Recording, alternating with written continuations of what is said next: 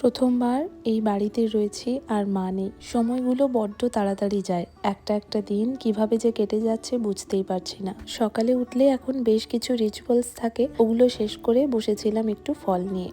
তারপর শ্রীহুর জন্য ভাত বানালাম। এত বড় জায়গা পেয়ে শ্রীহু সারাদিন খেলাধুলোয় মেতে থাকে। মায়ের গাড়িটার সামনে যেটুকু জায়গা গাছ দিয়ে ঘেরা রয়েছে, শেষবারের মতো মাকে ওখানেই শোয়ানো হয়েছিল। এই ঘরের দরজা দিয়েই মা আমাকে বরণ করে তুলেছিলেন। আর সেদিন যখন মাকে এখান দিয়ে নিয়ে যাওয়া হচ্ছিল, সে যে কি একটা অনুভূতি মনের মধ্যে চলছিল সেটা বলে বোঝাতে পারবো না। কিছু কষ্ট সত্যিই প্রকাশ করা যায় না। 1 বছরের মধ্যে আমরা বাবা মা দুজনকেই হারিয়ে ফেললাম। এখন বিকেল হয়েছে, একদিকে হবিষ ভাত চলছে। বাড়িতে আজকে গেস্ট এসেছেন, ওনারা থাকবে, তাই ওনাদের জন্য একটু চা বানালাম আর শ্রীহুর খাবারটাও রেডি করে ওকে খাইয়ে দিলাম। মাটির হাঁড়িতে একসাথে রান্না করা ভাত আর সবজির সাথে একটা ছোলার চাটনিও বানানো হয়েছে। এরপর রোজ চলে বাড়িতে সন্ধেবেলা ভাগবত পাঠ।